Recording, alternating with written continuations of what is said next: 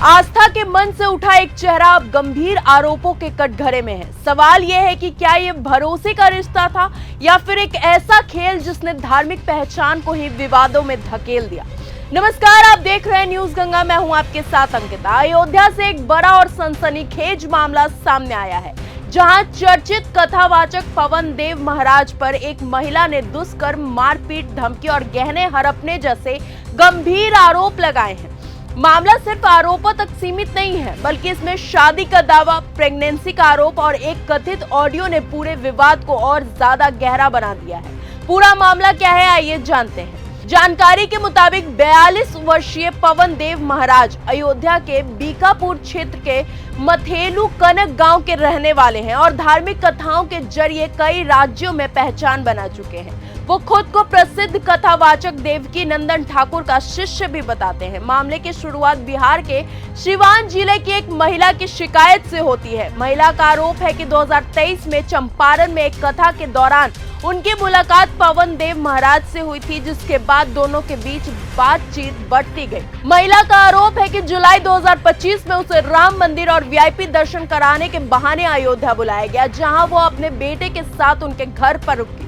इसी दौरान उसके साथ दुष्कर्म किया गया और विरोध करने पर शादी का भरोसा दिया गया। आगे महिला का दावा है कि 17 अगस्त 2025 को एक मंदिर में दोनों ने शादी भी की और कुछ समय तक साथ रही, लेकिन बाद में जब उसने अपने अधिकारों की मांग की तो उसे अलग कर दिया गया। इस पूरे मामले में नया मोड़ तब आया जब करीबन 6.5 मिनट का एक कथित ऑडियो सामने आया है। इस ऑडियो में दोनों के बीच भावुक बातचीत सुनाई देती है, जिसमें कथित तौर पर शादी, रिश्ते और संपत्ति को लेकर बातचीत होती नजर आती है।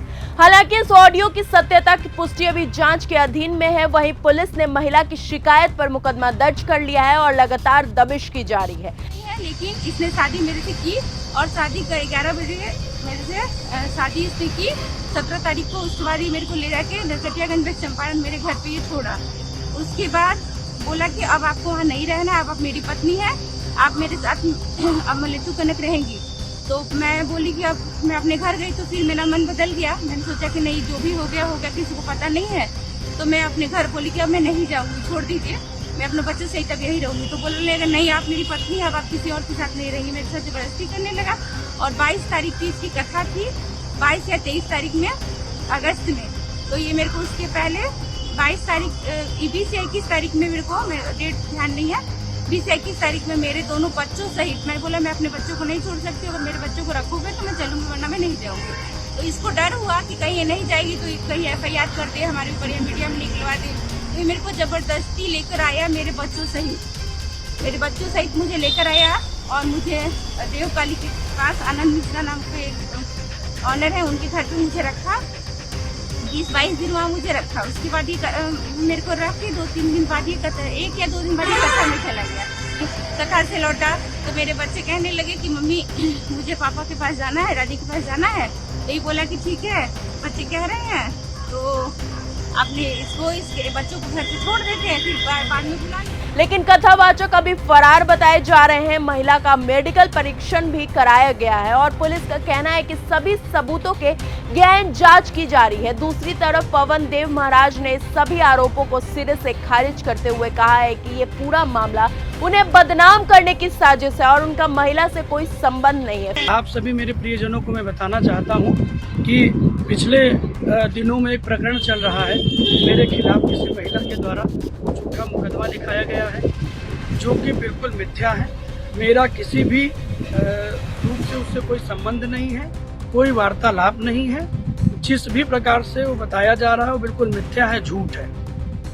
मेरी छवि को खराब करने के लिए, मेरे बढ़ते हुए नाम को, बढ़ते हुए यश को नहीं कुछ लोग पचा पा रहे हैं, इसलिए कुछ अराजक तत्व मिलकर उस महिला को मिला करके और मेरे खिलाफ फर्जी मुकदमा लिखवा दिए।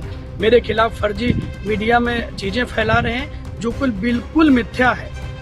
कभी उससे कोई संबंध नहीं रहा है, ना वो घर आई है, ना कोई गहना गुड़िया किसी से दिया है, ना कोई दर्शन के बहाने बुलाया गया है, कहीं कोई संबंध नहीं रहा, बिल्कुल 100% झूठ। फिलहाल पुलिस जांच जारी है। ऑडियो की फॉरेंसिक जांच और सबूतों की पड़ताल के बाद ही सच सामने आएगा। लेकिन इस मामले ने आस्था, भरोसे और आरोपों के बीच एक बड़ा सवाल खड़ा कर दिया है। कि आखिर सच्चाई किसके पक्ष में है।